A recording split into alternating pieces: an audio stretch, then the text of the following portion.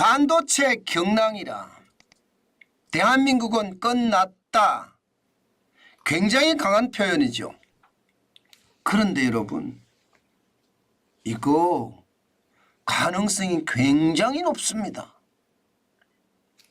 대한민국의 반도체 산업이 끝날 확률 말입니다.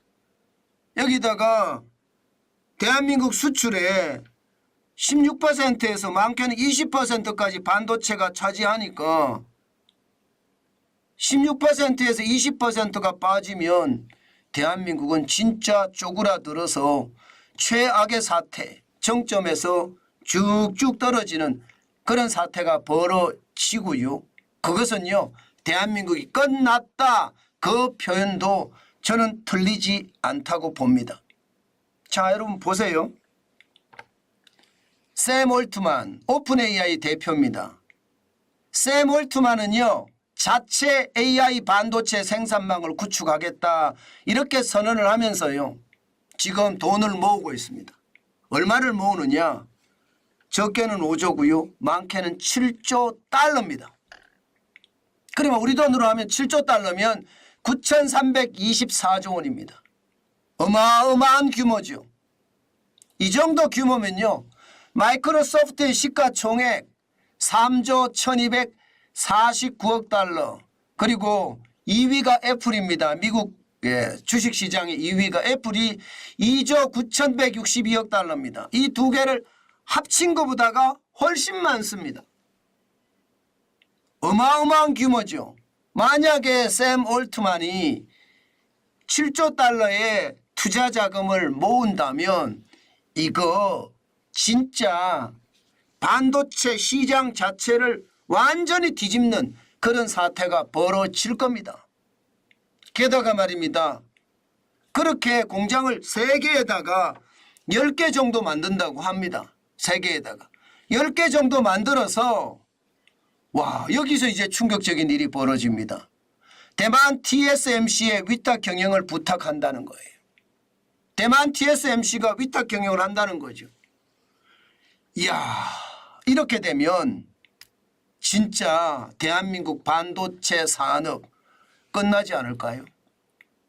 물론 말입니다. AI 반도체니까, 우리는 메모리 반도체니까 좀 다르다 이렇게 이야기할 수는 있습니다. 그러나 AI가 전 세계 인공지능이라는 게 대세가 돼 가거든요. 그런 것을 감안을 해보면 대한민국 반도체도 이제 샘 올트만이 7조 달러를 모아서 투자하기 시작하면 변방이 되어버리는 거예요. 변방. 주력이 아니라 변방이 되어버린다는 뜻이에요. 실제 샘 올트만은요, 진짜 많은 사람들을 만나고 다닙니다. 당장 소프트뱅크의 손정희 회장도 만났습니다. 물론 우리나라에 와서 이재용 회장이나 SK 최태원 회장도 만났고요. 저기 중동에 돈 많이 가지고 있는 오일머니 대표 국가들, 지도자들도 다 만났습니다. 거기서 하는 이야기가 전부 다 나 AI 반도체 군단을 만들 테니 돈을 쏴주면 그렇게 세계에 10개 공장을 만들고 가장 잘 운영하는 대만의 TSMC가 운영을 하게 하면 된다. 뭐 이렇게까지 이야기하면서 계속 투자를 독려하고 있습니다. 저는 이것을 보면서요, 야, 지금까지의 대한민국의 행태를 보면 큰일 났구나. 저는 그 생각을 할 수밖에 없었습니다. 여러분, 반도체 시장 계속 커질 거예요. 지금 현재까지 보면 2023년에 5,342억 4,600만 달러, 굉장하죠. 많이 떨어진 겁니다. 2022년 되면 2024년은 16.8%가 늘어난다고 했습니다. 이미 6,240억 달러까지 늘어난다고 했습니다. 그런데 AI가 여기다가, 인공지능이 여기다가 들어오면 성장 속도는 더 빨라진다고 했습니다. 그러니까 전 세계는요, 인공지능의 AI의 어떤 산업이 어떻게 될 것인가에 따라서 반도체 시장의 경랑이 지금 벌어지고 있는데 여기에 굉장히 빠르게 움직입니다. 미국 업체, 대만 업체, 일본 업체 할 것 없이 움직이는 속도가 장난 아닙니다. 당장 말입니다. 일본에 보십시오.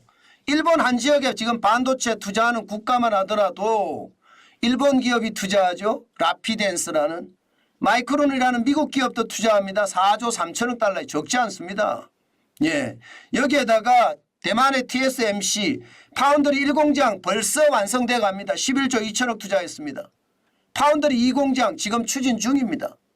삼성전자도 후공정 R&D 센터 지금 짓고 있고요. 일본의 키옥시아, 대만은 파운드리 공장을 또 짓고 있습니다. 굉장히 빠른 속도로 짓거든요. 이거요 여러분, 우리가 생각했던 것보다 훨씬 빠릅니다.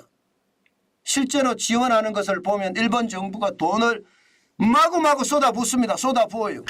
우리 같으면 이렇게 하면요, 대기업 특혜라면서 벌써 광화문이 난리 났을 거예요. 그런데 일본은요, TSMC에 11조 2천억 투자하는 TSMC에 4조 5,600억 원을 지원합니다. 4조 5,600억 원. PSMC에는요 3조 6,484억 원을 투자하는데 1조 2,100억 원, 거의 절반가량을 투자해 줍니다. 마이크론도 마찬가지 4조 3천억을 투자하는데 1조 6,700억 원을 정부가 대주는 거예요. 정부가.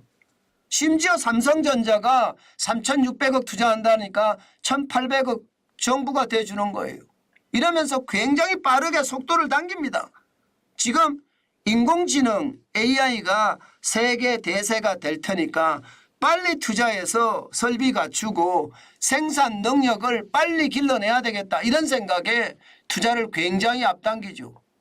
그러면 여러분, 샘 올트만 입장에서는요, 반도체 업체들이 이렇게 많이 투자를 하고 또 맞춤형으로 내가 제조해 주겠다, 그렇게 이야기하면 샘 올트만도요 TSMC나 마이크론이나 삼성전자나 이렇게, 그러면 나 공장 안 만들 테니까 제조해줘, 이렇게 될 수도 있는 거예요.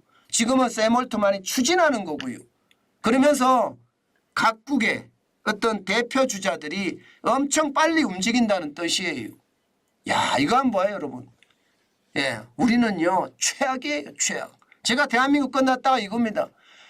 삼성 경영권 불법 선거 1심 결과 선고 19개 혐의에 대해서 모두 무죄가 났습니다. 3년 5개월 동안 계속 재판하고 정인만 80명. 그런데 1심 결과 무죄. 그러면 여기서 끝내야지요. 그래서 2심을 가고 3심을 가고, 그러면 언제까지 이렇게 발목을 잡는답니까? 이렇게 계속 발목을 잡으면 대한민국이 앞으로 나갈 수 있을까요? 저는 굉장히 어렵다고 봅니다. 게다가 SK하이닉스 반도체, 용인 반도체 클러스터 짓는데 8년 걸립니다. 부지 선정은 2019년에 했거든요. 가동 예정은 2027년 8년입니다. 미국이나 일본이나 대만의 반도체 공장 건설 기간 많이 걸리면 4년이고요. 적어만 3년이에요. 여러분, 이런 상태에서 대한민국의 반도체가 세계 반도체 시장에서 주류로 편성이 돼서 앞으로 밀고 나갈 수 있을까요? 지금 당장도 말입니다. 엔비디아에 완전히 떨어졌잖아요.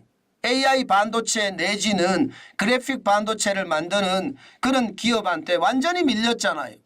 그렇게 생각하면 야, 진짜 큰일 났구나. 저는 삼성전자를 믿지만, 그래서 삼성전자에 저는 조금 저축을 하지만, 저축하는 저도 솔직히 또 좀 불안해요.